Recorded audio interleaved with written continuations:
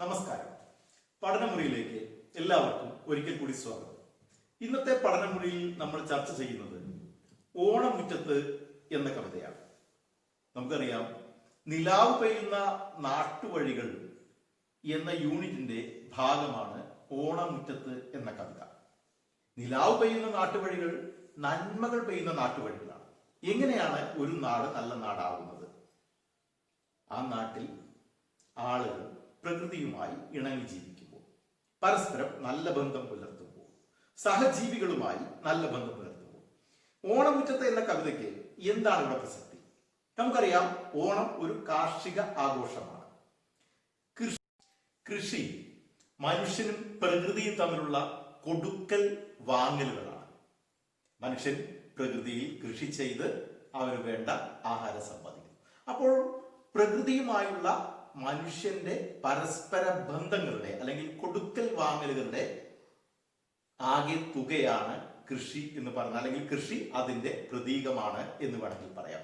മനുഷ്യനും പ്രകൃതിയും തമ്മിലുള്ള ബന്ധത്തിന്റെ ഏറ്റവും എടുത്തു കാണിക്കാവുന്ന രൂപമാണ് കൃഷി എന്ന് പറയുന്നത്. അപ്പോൾ ഓണം എന്ന കാർഷിക ആഘോഷം, ആ കാർഷിക ആഘോഷം മനുഷ്യനും പ്രകൃതിയും തമ്മിലുള്ള ബന്ധത്തിന്റെ ഏറ്റവും ഉദാത്തമായ പ്രതീകമായി മാറുന്നു. ആ ഓണം മലയാളിയുടെ മനസ്സിൽ എല്ലായിടത്തും ഉണ്ട്. മലയാളിയുടെ മനസ്സിൽ മാത്രമല്ല, മലയാളക്കരയിലെ ഓരോ പ്രകൃതി വിലാസങ്ങളും, സസ്യങ്ങളായാലും മലയായാലും സൂര്യനായാലും പ്രഭാതമായാലും എല്ലാം ഓണത്തിനു വേണ്ടി അല്ലെങ്കിൽ ഓണാഘോഷവുമായി ബന്ധപ്പെട്ട് നിൽക്കുന്നതാണ് എന്നാണ് കവി വൈലോപ്പിള്ളി ശ്രീധരമേനോൻ പറയുന്നത്. നമുക്കറിയാം, മാമ്പഴം എന്ന കവിതയിലൂടെ മലയാളികളുടെ മനസ്സിൽ ചിരപ്രതിഷ്ഠ നേടിയ കവിയാണ് വൈലോപ്പിള്ളി ശ്രീധരമേനോൻ. വൈലോപ്പിള്ളി ശ്രീധരമേനോന്റെ വിട എന്ന കവിതാ സമാഹാരത്തിൽ നിന്ന് എടുത്തതാണ് ഓണമുറ്റത്ത് എന്ന കവിത. നമുക്ക് നേരെ കവിതയിലേക്ക് കടക്കാം. എങ്ങനെയെല്ലാമാണ് കേരളം അല്ലെങ്കിൽ മലയാളികൾ ഓണത്തെ വരവേൽക്കാൻ ഒരുങ്ങി നിൽക്കുന്നത്? മലയാളികൾ എന്ന് പറയുമ്പോൾ നമ്മൾ മലയാളികൾ മാത്രമല്ല, മലയാളക്കരയിലെ ഓരോ സസ്യ ജന്തു ജാലങ്ങളും, പ്രകൃതി പ്രതിഭാസങ്ങളായ പ്രഭാതവും സന്ധ്യയും രാത്രിയും പോലും, നിലാവുകൾ പോലും എങ്ങനെയാണ് ഓണത്തെ വരവേൽക്കുന്നത്? അവരുടെ എല്ലാം മനസ്സിൽ ഒരൊറ്റ പ്രതീകമേ ഉള്ളൂ, അത് ഓണത്തപ്പൻ മാത്രമാണ്. ഓണത്തപ്പൻ മലയാളികളുടെ എല്ലാവരുടെയും വലിയ ഒരു ബിംബമായി മാറുന്ന കാഴ്ചയാണ് നമുക്ക് ഈ കവിതയിൽ കാണാൻ കഴിയുന്നത്. കവിതയിലേക്ക് കടക്കാം. ഈ മലനാട്ടിൻ വായുവിലുണ്ടൊരു മധുരോദാര വികാരം, മഞ്ഞാൽ ഈറനുടുത്തൊരു പാവനഭാവം. എന്താ കവി പറയുന്നത്? ഈ മലനാട്ടിൽ, മലനാട് കേരളം, മാമലകൾക്കപ്പുറത്ത് മരതകപ്പട്ടുടുത്ത് മലയാളം എന്നൊരു നാടുണ്ട്, നല്ല മലയാളം എന്നൊരു നാടുണ്ട്. മലനാടാണ് മലയാളം.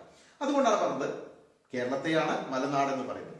ഈ മലനാട്ടിൽ, ഈ കേരളത്തിന്റെ വായുവിൽ പോലും ഉണ്ട് മധുരോദാര വികാരം. 3 വാക്കാണ്: മധുരം, ഉദാരം, വികാരം.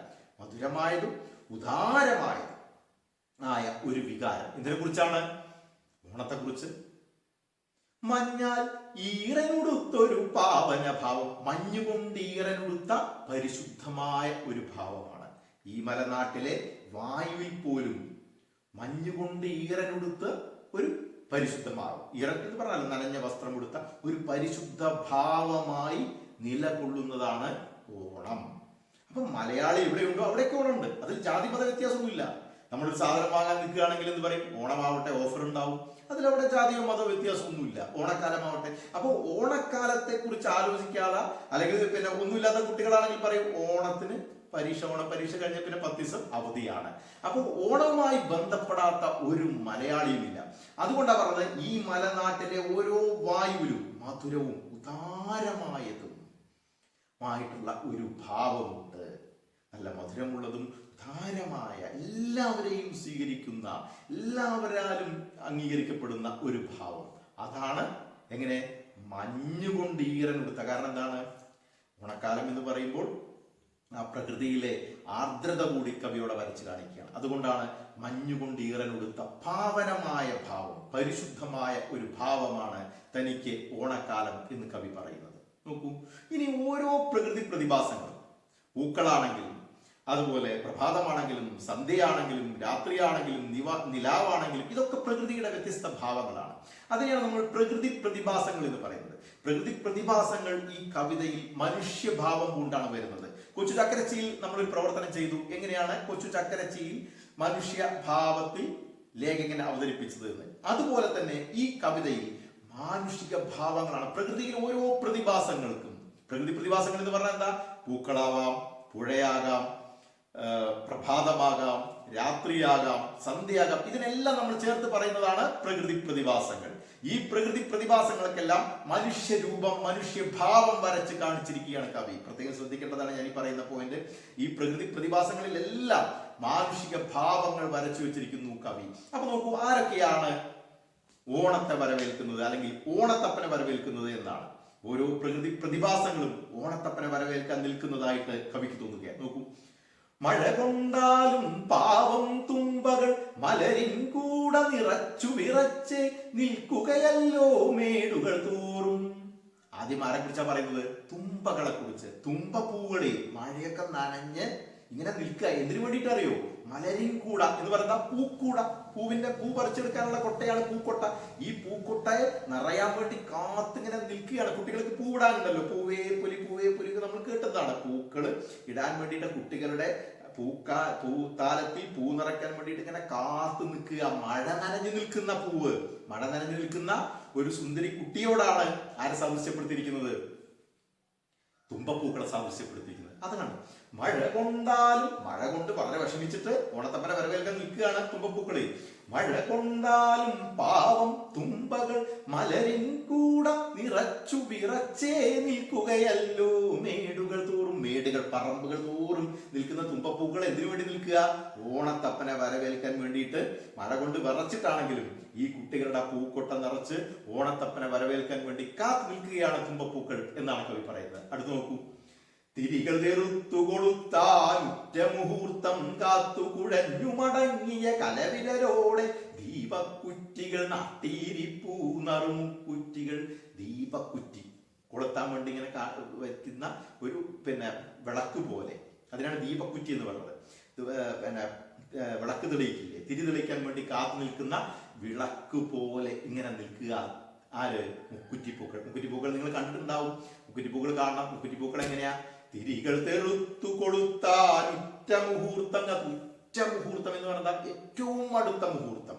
ഏറ്റവും നമ്മൾ പറയല്ല, മുഹൂർത്തം എന്ന് പറഞ്ഞാൽ തന്നെ ഏറ്റവും അടുത്ത സമയം, ഏറ്റവും നല്ല സമയത്തിനെയാണ് നമ്മൾ മുഹൂർത്തം എന്ന് പറയുന്നത്. തിരികളൊക്കെ തെറുത്ത്, തുമ്പപ്പൂ കണ്ടാൽ നിങ്ങൾക്കറിയാം, തുമ്പപ്പൂവ് കണ്ടു കഴിഞ്ഞാൽ എന്താണ്? ഒരു വിളക്കാണ്, നിലവിളക്കാണ് എന്ന് തോന്നും. അതുപോലെയുള്ള നിലവിളക്ക് പോലെ നിൽക്കുക. തിരികളൊക്കെ തെറുത്ത്, തിരികളൊക്കെ തെറുത്ത് എന്ന് പറഞ്ഞാൽ തിരികളൊക്കെ ഇട്ട് കൊളുത്താനുറ്റ മുഹൂർത്തം കാത്ത്, ഇപ്പൊ കൊളുത്തും ഏറ്റവും അടുത്ത മുഹൂർത്തം കാത്ത് കുഴഞ്ഞു മടങ്ങിയ കരവിരലോടെ ദീപക്കുറ്റികൾ നാട്ടീരിപ്പൂ നറുമുക്കുറ്റികൾ. മുക്കുറ്റിപ്പൂക്കളെ കുറിച്ചാണ് പറഞ്ഞത്. മുക്കുറ്റിപ്പൂക്കൾ എന്താണ്? കുഴഞ്ഞു മടങ്ങിയ. മുക്കുറ്റിപ്പൂവിന്റെ ഇലയൊക്കെ കണ്ടിട്ടില്ല നിങ്ങൾ? ഒരു കുഴഞ്ഞ വിരല് പോലെ തോന്നും മുക്കുറ്റിപ്പൂവിന്റെ ഇല. അപ്പൊ കുഴഞ്ഞു മടങ്ങിയ കരവിരലോടെ, കരവിരൽ കൈവിരൽ, തിരികൾ തെറുത്ത്, തിരിയൊക്കെ ഇട്ട്, കൊളുത്താൻ കത്തിക്കാൻ, ഉറ്റ മുഹൂർത്തം, അവിടെ ഒരു വാക്കുണ്ട് ഉറ്റ. ഉറ്റ മുഹൂർത്തം എന്ന് പറഞ്ഞാൽ ഏറ്റവും നല്ല മുഹൂർത്തം കാത്ത് കുഴഞ്ഞു മടങ്ങിയ കരവിരൽ, കരവിരൽ കൈവിരലോടെ ദീപക്കുറ്റികൾ, നിലവിളക്കുകൾ പോലെ നാട്ടിയിരിക്കുക. ദീപക്കുറ്റി കൊളുത്താനുള്ള നിലവിളക്ക് നാട്ടിയിരിക്കുന്നത് പോലെ നാട്ടിയിരിക്കുകയാണ് നറുമുക്കുറ്റികൾ. ആരെ വരവേൽക്കാനാണ്? ഓണത്തപ്പനെ വരവേൽക്കാൻ. അടുത്ത ആരാ പറയുന്നത് നോക്കൂ. ഏതുമുറങ്ങാതെമ്പാടും വയലേലകൾ തോറും നടുവിൽ പൊൽക്കിഴിയരെയും വെള്ളിത്താലമെടുത്തു നിരന്നുരസിപ്പൂ നെയ്യാമ്പലുകൾ. അടുത്തത് ആമ്പലുകളാണ്. നമ്മൾ ഉത്സവങ്ങൾക്ക് അല്ലെങ്കിൽ പ്രധാന ആളുകളൊക്കെ സ്വീകരിക്കാൻ നമ്മൾ താലമെടുത്ത് നിൽക്കാറുണ്ട്. അതുപോലെ ആമ്പൽ ചെടികൾ ഇങ്ങനെ നിരന്നു നിൽക്കുക.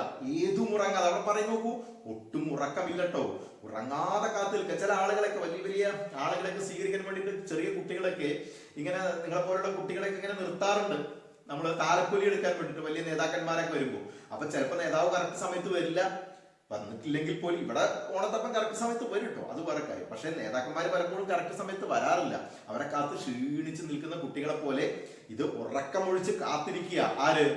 വയലേലകൾ തോറും, എല്ലാ വയലുകൾ തോറും നടുവിൽ പൊൽക്കിഴി എരിയും വെള്ളി. നടുവിൽ പൊൽക്കിഴി, ആമ്പലിന്റെ ഉള്ളിലെ ഒരു മഞ്ഞ കളർ കണ്ടിട്ടില്ലേ, അതാണ്. അപ്പൊ എന്താണ്, ഒരു താലത്തില് ഒരു സ്വർണ്ണ തിരി എരിയുന്നത് പോലെ. താലം എന്ന് പറഞ്ഞാൽ ഒരു പ്ലേറ്റിൽ ഇങ്ങനെ നമ്മൾ ഇതൊക്കെ വെച്ചിട്ട് ഇങ്ങനെ തിരി കത്തിച്ചു വെക്കുക. അപ്പൊ അതിൽ ആ താലത്തിന്റെ നടുവിൽ തിരി എരിയുന്നത് പോലെ വെളുത്ത താലവും എടുത്ത്, വെള്ളിത്താലം, വെള്ളി കൊണ്ടുണ്ടാക്കിയ താലം എടുത്ത്. അപ്പൊ നോക്കൂ, പിന്നെ ആമ്പൽ എങ്ങനെയാണ്, വെളുത്ത ആമ്പലാണ്. ആ വെളുത്ത ആമ്പലുകളുടെ നടുവിൽ മഞ്ഞ കളറുണ്ട്. ആ മഞ്ഞ കളർ എന്താ, തിരി തെളിച്ചു വെച്ചതാ എന്നാ പറയുന്നത്. അപ്പൊ നോക്കൂ, ഏതു മുറങ്ങാതെമ്പാടും വയലേലകൾ തോറും നടുവിൽ പൊൽക്കിഴി എരിയും. പൊൽക്കിഴി സ്വർണക്കിഴി എരിയും വെള്ളി താലമെടുത്ത്, വെളുത്ത പാത്രമെടുത്ത് നിന്നുരസിപ്പൂ നെയ്യാമ്പലുകൾ. ആമ്പൽ ചെടികൾ, നെയ് ആമ്പൽ ചെടികൾ നിരന്ന് ലസിക്കുകയാണ്, നിരന്ന് കളിക്കുകയാണ് ആമ്പൽ ചെടികൾ. ആരെ വരവേൽക്കാനാണ്, ഓണത്തപ്പനെ വരവേൽക്കാനാണ്. അപ്പൊ നമുക്ക് ആരൊക്കെയാണ് ഓണത്തപ്പനെ വരവേൽക്കുന്നത്, തുമ്പയുണ്ട്, മുക്കുറ്റിയുണ്ട്, ആമ്പലുണ്ട്. തുമ്പയ്ക്കും മുക്കുറ്റിക്കും ആമ്പലിനും എല്ലാം കവി മാനുഷിക ഭാവങ്ങൾ നൽകിയിരിക്കുന്നു എന്നുള്ളതാണ് ഇവിടെ ഏറ്റവും പ്രധാനപ്പെട്ട കാര്യം. കാലേരാവു നിറന്ന നിലാവാൽ കമുകിൻ പൂവരി തൂകി തൂമയിലെതിരേറ്റങ്ങനെ നിൽക്കും വഴിയെ എഴുന്നെള്ളുകയാണ് ഓണത്തപ്പൻ. കാലേ, വളരെ നേരത്തെ തന്നെ, രാവ്, രാത്രി, നിറന്ന നിലാവാൽ, നിറഞ്ഞ നിലാവിനാൽ, നിറന്ന എന്ന് പറയുന്ന നിറഞ്ഞ നിലാവിനാൽ, വളരെ നേരത്തെ തന്നെ രാത്രി എന്ത് ചെയ്തിട്ടുണ്ട്, നിറഞ്ഞ നിലാവ് കൊണ്ട് കമുകിൻ പൂവരി തൂവിയുടെ, കമുകിന്റെ പൂവ്, കവുങ്ങും പൂവ് എന്ന് നമ്മൾ പറയാറില്ലേ, ആ കവുങ്ങിന്റെ പൂവ്, അതിൽ നിന്ന് വരുന്ന ചെറിയ അരികൾ ഉണ്ടാവും, ആ അരി തൂകിയിട്ട് തൂമയിൽ, തൂമയിൽ എന്ന് പറയുന്ന ഭംഗിയിൽ, തൂമ എന്ന വാക്കിന് അർത്ഥം എന്താ, ഭംഗിയിൽ എതിരേറ്റ് അങ്ങനെ നിൽക്കുകയാണ്. അപ്പൊ വളരെ നേരത്തെ തന്നെ രാത്രി എന്ത് ചെയ്തിട്ടുണ്ട്, നിലാവാൽ, നിലാവാകുന്ന കമുകിന്റെ പൂവരിയാണ് തൂകിയിരിക്കുന്നത്. കമുകിൻ പൂവരി അല്ല തൂകിയിരിക്കുന്നത്, നിലാവാകുന്ന, നിലാവിൻ കമുകിൻ പൂവരി, നിലാവാകുന്ന കവുങ്ങിന്റെ പൂവരി. ഇത് വഴികളിലൊക്കെ നടക്കുമ്പോ നല്ല സുഖം കിട്ടാൻ വേണ്ടിയിട്ട് കമുകിന്റെ പൂവൊക്കെ ഇങ്ങനെ പിന്നെ വിതറാറുണ്ട്. അപ്പൊ ഇവിടെ കമുകിൻ പൂവായിട്ട് കവി സങ്കല്പിച്ചിരിക്കുന്ന നിലാവാൽ, നിലാവ് കൊണ്ട് കമുകിൻ പൂവരി തൂകി. കാലേ രാവു നിറന്ന നിലാവാൽ കമുകിൻ പൂവരി തൂകി തൂമയിൽ ഭംഗിയിൽ എതിരേറ്റ് അങ്ങനെ നിൽക്കും വഴിയെ, എതിരേറ്റ് സ്വീകരിച്ച് നിൽക്കുന്ന വഴിയെ. അപ്പൊ നോക്കൂ, കമുകിൻ പൂവരി തൂകി നിലാവ് നിറച്ച് രാത്രി എതിരേറ്റ് സ്വീകരിക്കാനായിട്ട് അങ്ങനെ തയ്യാറായി നിൽക്കുന്ന വഴിയെ ആണ് കവിയുടെ പ്രിയപ്പെട്ട, നമ്മുടെ പ്രിയപ്പെട്ട മലയാളികളുടെ പ്രിയപ്പെട്ട ഓണത്തപ്പൻ എഴുന്നള്ളുകയാണ്. ഈ ഓണത്തപ്പൻ എഴുന്നള്ളുമ്പോ എന്താ അവസ്ഥ, ആർപ്പു വിളിക്കുവിനുണ്ണികളെ അല കടലേ, മേന്മേൽ കുരവയിടൂ കൊച്ചരുവികളെ, ചെറു കന്യകളെ, നല്ല അതിഥി നമുക്കിനി ആരിതുപോലെ. മലയാളിയെ സംബന്ധിച്ച് മറ്റൊരു അതിഥി ഇതുപോലെ ഇല്ല എന്ന കവിയുടെ അഭിപ്രായം. അപ്പൊ എന്താ കവി പറഞ്ഞത്, ആ വിളിക്കുവിൻ ഉണ്ണികളെ, ചെറിയ കുട്ടികളോട് ആർക്കു വിളിക്കാൻ പറയാ, ആരെ വരവേൽക്കാൻ വേണ്ടിയിട്ട്, ഓണത്തപ്പനെ വരവേൽക്കാൻ വേണ്ടിയിട്ട്. അലകടലേ, അലകടലിനോടും ചെറിയ കുട്ടികളോടുമാണ് ആർക്കു വിളിക്കാൻ പറയുന്നത്. അലകടൽ എപ്പോഴും അങ്ങനെയാണല്ലോ, കടൽ, അല അട കടൽ, തിരമാല ഉള്ള കടൽ. തിരമാലയുള്ള കടലിന് എപ്പോഴും ഒരു ഉച്ചത്തിൽ പിന്നെ ഉറക്കെ വിളിക്കുന്ന ഒരു സ്വഭാവം പോലെയുള്ള, കുട്ടികൾ വിളിക്കുന്ന സ്വഭാവം പോലെയാണ്, എപ്പോഴും ഇങ്ങനെ അലറിക്കൊണ്ടിരിക്കും കടല്. അപ്പൊ അതുകൊണ്ടാണ് പറഞ്ഞത്, ആ വിളിക്കുവിൻ ഉണ്ണികളെ, ഉണ്ണികൾ ചെറിയ കുട്ടികൾ, ആർപ്പോ ഇറോ എന്ന് വിളിക്കാനാണ് പറഞ്ഞിരിക്കുന്നത്.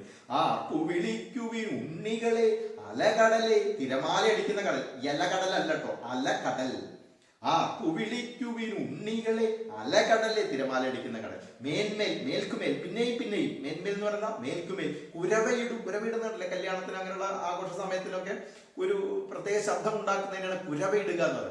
മേന്മേൽ, മേൽക്കുമേൽ, ഒന്നിന് പിറകെ മറ്റൊന്നായി, കുരവയിടു കൊച്ചരുവികളെ, ചെറു കന്യകളെ. അപ്പൊ ഓണത്തപ്പൻ വരുമ്പോ അരുവികൾ, കുഞ്ഞരുവികൾ, കുഞ്ഞു ചെറിയ നദികൾ, ചെറുകന്യകൾ, ചെറുകന്യകൾ എന്ന് പറഞ്ഞാൽ ചെറിയ സുന്ദരികളായ പെൺകുട്ടികൾ, ചെറിയ സുന്ദരികളായ പെൺകുട്ടികളോടും അരുവികളോടും കുരവയിടാനാ പറയുന്നത്. ആർക്കു വിളിക്കാനാണ് ചെറിയ കുട്ടികളോടും അലകടലിനോടും പറയുന്നത്? കാരണം എന്താ, നല്ല അതിഥി നമുക്കിനി ആരിതുപോലെ, ഇതിലും നല്ല ഒരതിഥി, ഇതിലും നല്ല ഒരതിഥി ഇനി നമുക്ക് വരാനില്ല. ഓരോ കേരളീയനും ഓരോ മലയാളിക്കും ഇതിലും വലിയൊരു അതിഥി ഇനി വരാനില്ല എന്നാണ് കവി പറഞ്ഞു വെക്കുന്നത്. ആരാണ് കവി? വൈലോപ്പിള്ളി ശ്രീധരമേനോൻ. ഇനി നോക്കൂ, വളരെ ഭംഗിയില് ഒരു പ്രകൃതി പ്രതിഭാസത്തെ കവി വരച്ച് കാണിക്കുകയാണ്. നീളും മലയുടെ ചങ്ങലവട്ടയിൽ നാളം പാടല വിരലാൽ നീട്ടിയും ഓമൽ കവിടു തുടുത്തും തെല്ലൊരു നാണത്തോടു പരുങ്ങി ഒരുങ്ങിടും ഓണക്കോടിയുടുത്തൊരുഷസ്സേ. ഉഷസ്സിനെയാണ് ഈ പറയുന്നത് മുഴുവൻ. ഉഷസ് എന്ന് പറയുന്ന പ്രഭാതം. ഏത് പ്രഭാതം? ഓണക്കാലത്തെ പ്രഭാതം. ഈ മുകളിൽ പറഞ്ഞ കാര്യങ്ങളൊക്കെ ആരെ കുറിച്ചാ പറയുന്നത്? പ്രഭാതത്തെ കുറിച്ചാ പറയുന്നത്. ഏത് പ്രഭാതത്തെ കുറിച്ചാണ് പറയുന്നത്? ഓണക്കാലത്തെ പ്രഭാതത്തെ കുറിച്ചാണ് പറയുന്നത്. എന്തെല്ലാമാണ് പറയുന്നത്? നീളും മലയുടെ ചങ്ങലവട്ടയിൽ നീണ്ടു കിടക്കുന്ന മല.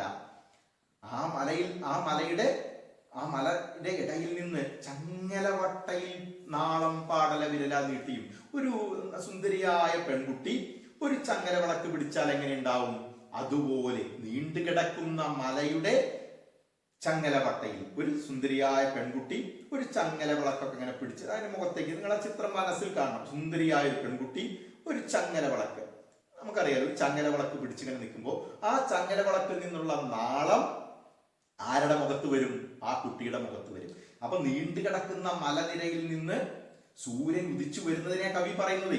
അതാണ് നീണ്ടു കിടക്കുന്ന മലയിൽ നിന്ന് സൂര്യൻ ഉദിച്ചു വരുന്നത് പോലെ നീളും മലയുടെ ചങ്ങലവട്ടയിൽ നാളം എന്ന് തിരിനാളം പാടല വിരലാൽ നീട്ടിയും. പാടല വിരൽ ചുവന്ന് തുടുത്ത വിരല് കൊണ്ട് നീട്ടി. അപ്പൊ ഈ പറയുന്നത് മുഴുവൻ ഒരു സുന്ദരി കുട്ടിയെ പറയുന്ന പോലെ കേട്ടോ. നീളും മലയുടെ ചങ്ങലവട്ടയിൽ നാളെ നീണ്ടു കിടക്കുന്ന മലയുടെ ചങ്ങലവട്ട. അപ്പൊ നീണ്ടു കിടക്കുന്ന മലയിൽ നിന്ന് ഒരു സൂര്യൻ ഉദിച്ചു വരുന്നത് ഒരു സുന്ദരിയായ പെൺകുട്ടി ഒരു വിളക്കുമായി വരുന്നത് പോലെ കവി വരച്ചു വെക്കുന്നു. നാളം തിരിനാളം പാടല വിരലാൽ ചുവന്നു തുടുത്ത നിരൽ കൊണ്ട് നീട്ടി ഓമൽ കവിള് തുടുത്ത്. അതിങ്ങനെ ആ മുഖത്തേക്ക് വരുമ്പോ ആ ഓമൽ കവിള് തുടുക്കും തെല്ലൊരു നാണത്തോടെ. പെൺകുട്ടികളായ ലേശം നാണം വേണമെന്നാ പറയുന്നത്. ഇന്നത്തെ പെൺകുട്ടികളോടൊക്കെ പറഞ്ഞു കഴിഞ്ഞാൽ എന്താവുമെന്ന് എനിക്കറിയില്ല. പക്ഷെ സ്വാഭാവികമായിട്ട് പഴയ ഒരു സങ്കല്പം അനുസരിച്ച് പെൺകുട്ടികൾക്ക് ഒരല്പം നാണം വേണം എന്നാണ്. ഞാൻ പറഞ്ഞതല്ല, കവി പറഞ്ഞതാണ്. ഓമൽ കവിളു തുടുത്തും തെല്ലൊരു നാണത്തോടു പരുങ്ങി ഒരുങ്ങിടും.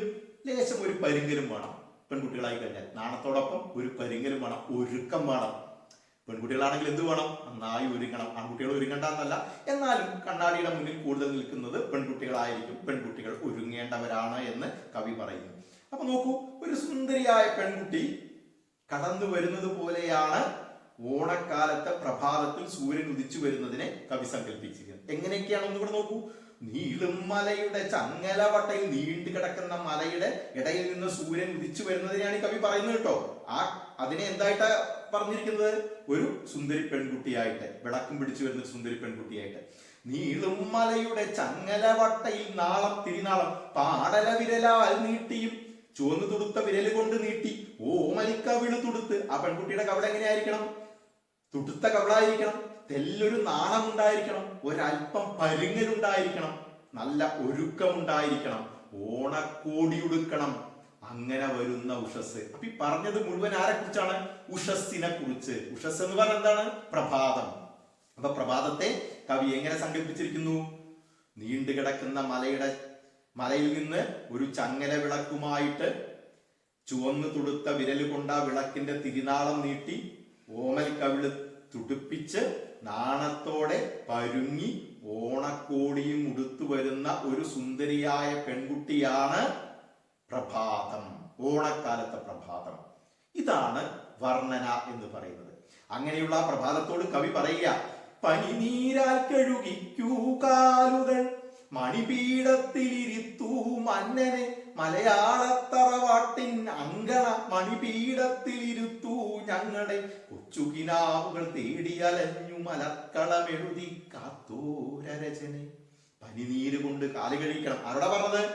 ഓണക്കാലത്തെ പ്രഭാതത്തിനോട് പറയുക, നിങ്ങൾ എന്റെ ഓണത്തപ്പനെ പനിനീര് കൊണ്ട് കാല് കഴുകിക്കൂ, മണിപീഠത്തിലിരുത്തൂ. ഏറ്റവും ഉയർന്ന സ്ഥലത്ത്, ഏറ്റവും പ്രധാനപ്പെട്ട ആളുകൾ ഇരിക്കേണ്ട സ്ഥലമാണ് മണിപീഠം. ആ മണിപീഠത്തിലിരുത്തൂ.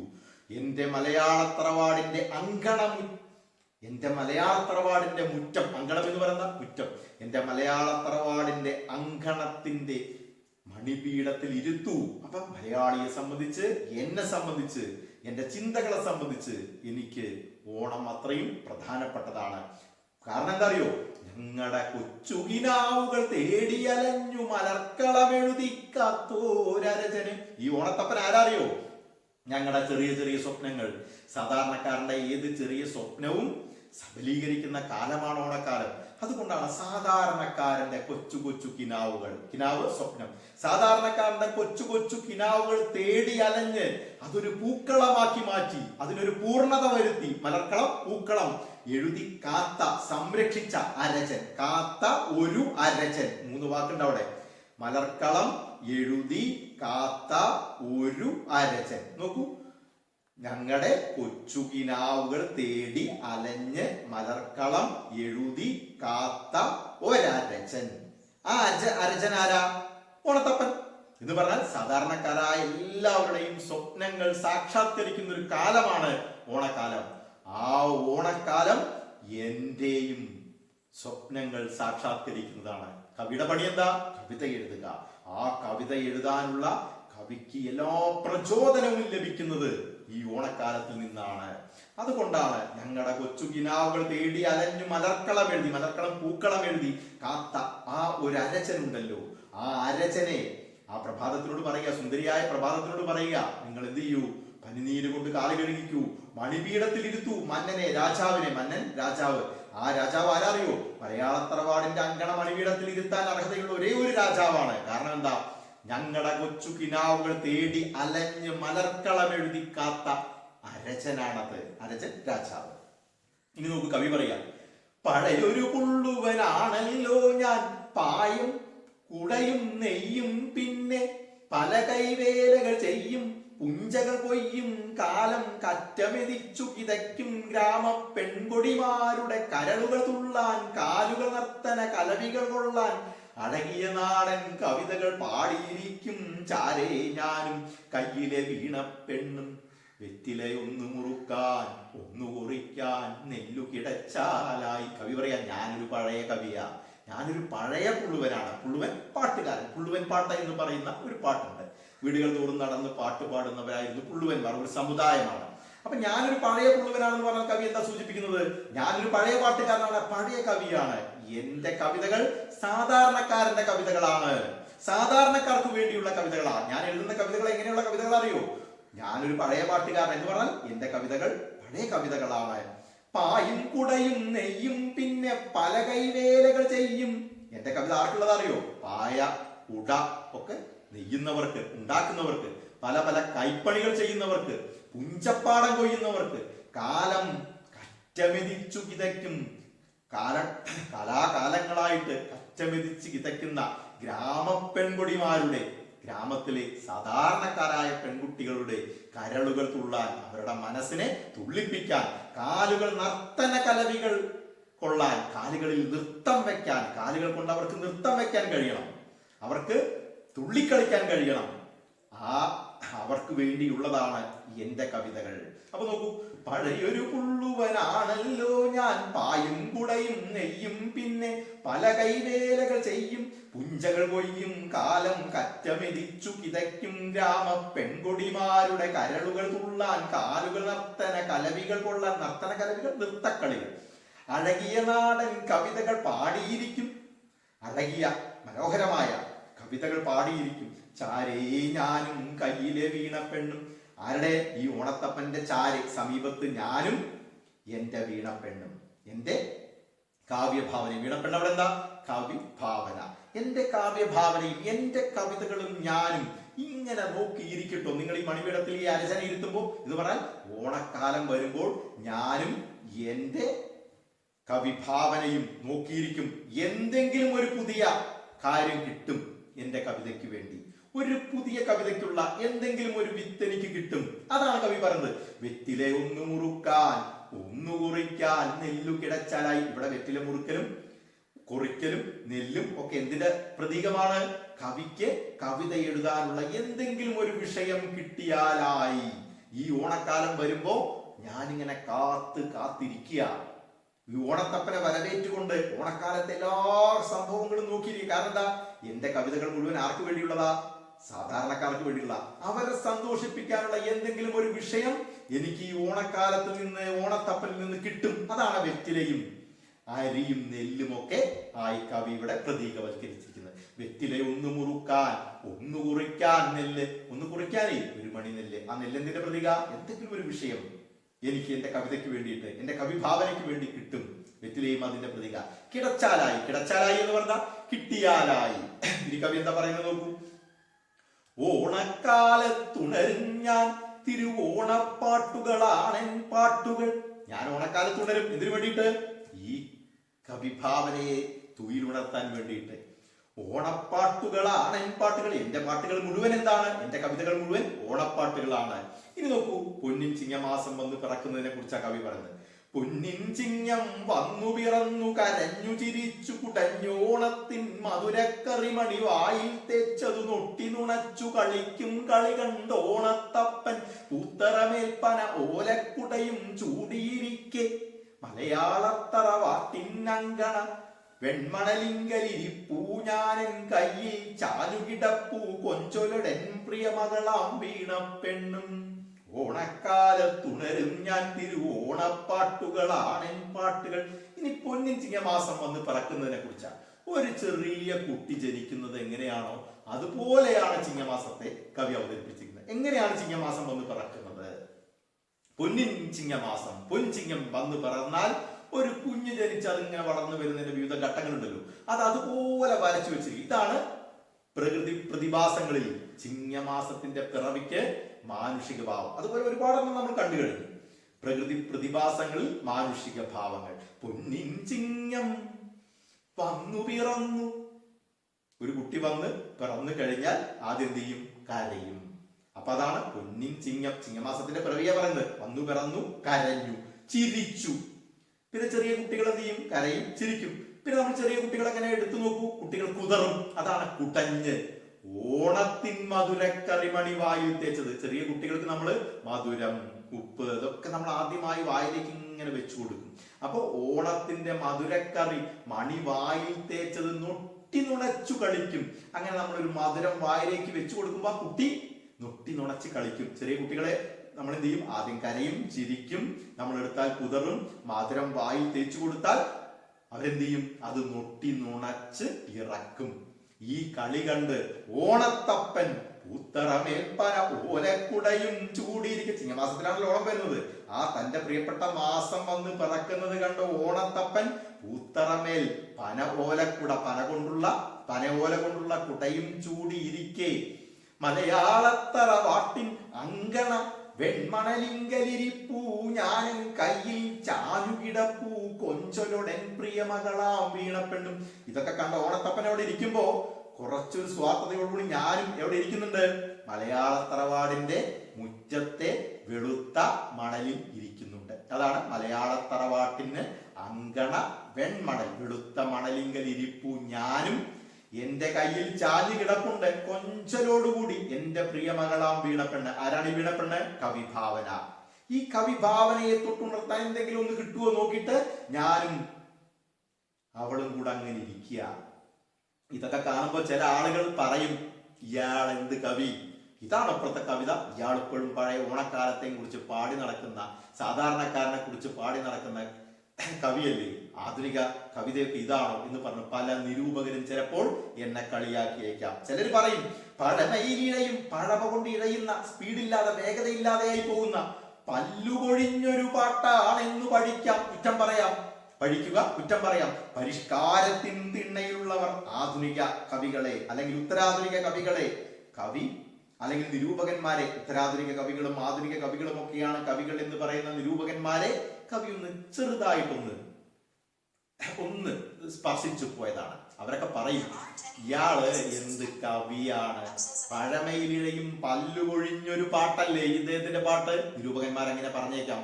പഴമ കൊണ്ട് ഇഴയുന്നതും പഴമ കൊണ്ട് വേഗതയില്ലാതായതും പല്ലുകൊഴിഞ്ഞതുമായ ഒരു പാട്ടാണ് എന്ന് പഴിക്കാം, കുറ്റം പറയാം. ആര്? പരിഷ്കാരത്തിൻ തിണ്ണയിലുള്ളവർ, പരിഷ്കാരത്തിന്റെ തിണ്ണയിൽ ഇരിക്കുന്നവർ, പരിഷ്കാരത്തിന്റെ പ്രദേശങ്ങളിൽ ഇരിക്കുന്നവർക്ക് പറയാം, ഇയാളൊക്കെ എന്ത് കവിയാ.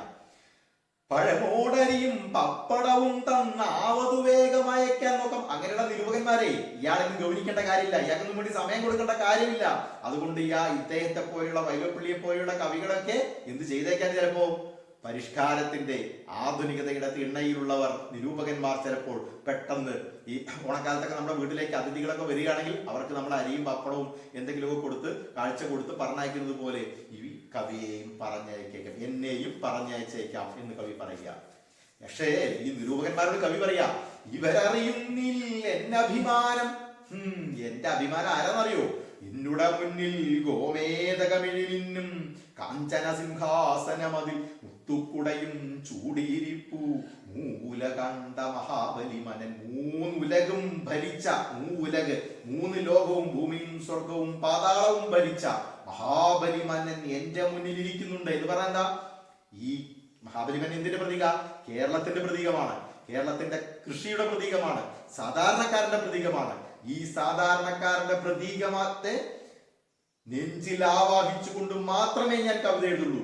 എന്റെ മുന്നിലിരിക്കുന്നു ഗോമേതകം, ഒരു അമൂല്യമായ രത്നമാണ്. ആ ഗോമേതക രത്നം ഉള്ള കണ്ണുകളോടുകൂടി, ഗോമേതകമിഴി എന്ന് പറഞ്ഞ ഗോമേതകമായ രത്നത്തിന്റെ കണ്ണുകളോടുകൂടി, കണ്ണുകൾ മിന്നുന്ന കാഞ്ചന സിംഹാസനത്തിൽ, സ്വർണ സിംഹാസനത്തിൽ മുത്തുക്കുടയും ചൂടിയിരിപ്പുണ്ട്. ഭരണത്തിന്റെ പ്രതീകമായ മുത്തുക്കുടയും ചൂടിയിരിക്കുകയാണ് ആര്? മൂലക് അണ്ട, മൂന്നുലകവും ഭരിച്ച മഹാബലി മന്നൻ, മഹാബലി തമ്പുരാൻ. അതാരുടെ പ്രതീകമാണ്? കേരളത്തിന്റെ സാധാരണക്കാരന്റെ പ്രതീകമാണ്. എല്ലാ കവികളും സമൂഹത്തിന്റെ പാട്ടുകാരനാകണം. ഞാൻ എന്റെ സമൂഹത്തിന്റെ പാട്ടുകാരനാണ്.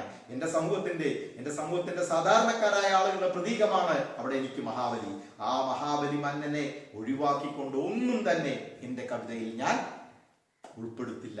അതാണ് എന്റെ കവിത. കുറ്റം പറയേണ്ടവർക്ക് കുറ്റം പറയാം എന്നാണ് വൈലോപ്പിള്ളി പറഞ്ഞു വെക്കുന്നത്. കവിത നിങ്ങൾക്ക് മനസ്സിലായി എന്നാണ് ഞാൻ വിശ്വസിക്കുന്നത്. ഈ കവിതയ്ക്ക് നിങ്ങൾ നല്ലൊരു ആസ്വാദനക്കുറിപ്പ് തയ്യാറാക്കണം. ആസ്വാദനക്കുറിപ്പ് തയ്യാറാക്കുമ്പോൾ ശ്രദ്ധിക്കേണ്ട ഒരു പ്രത്യേക കാര്യമുണ്ട്. ആസ്വാദനക്കുറിപ്പ് തയ്യാറാക്കുമ്പോൾ ഈ കവിതയിൽ പ്രകൃതി പ്രതിഭാസങ്ങളിൽ എങ്ങനെയെല്ലാമാണ് മാനുഷിക ഭാവങ്ങൾ കവി വരച്ചു ചേർത്തത് എന്ന് നോക്കണം. അതുപോലെ ഓരോ വാക്കും വേർതിരിച്ചെടുത്ത് അർത്ഥം മനസ്സിലാക്കി പലതവണ ചൊല്ലിയതിനു ശേഷം, ഈ ക്ലാസ് പലതവണ കേട്ടതിന് ശേഷം മാത്രമേ നിങ്ങൾ ആസ്വാദനക്കുറിപ്പ് തയ്യാറാക്കാൻ പാടുള്ളൂ. അപ്പൊ നിങ്ങളുടെ മുന്നിലുള്ള പ്രവർത്തനം ആസ്വാദനക്കുറിപ്പാണ്. ഈ പ്രകൃതി പ്രതിഭാസങ്ങളിൽ എങ്ങനെയെല്ലാം മാനുഷിക ഭാവങ്ങൾ വരച്ചു ചേർത്തിട്ടാണ് ഈ കവിതയിൽ അവതരിപ്പിക്കുന്നത് എന്നുള്ളതായിരിക്കണം നിങ്ങളുടെ ആസ്വാദനക്കുറിപ്പിൽ നിങ്ങൾ വ്യക്തമാക്കേണ്ടത്. ക്ലാസ് ഇഷ്ടപ്പെട്ടാൽ നിങ്ങൾ ഷെയർ ചെയ്യണം, ലൈക്ക് ചെയ്യണം. എല്ലാവർക്കും നന്ദി.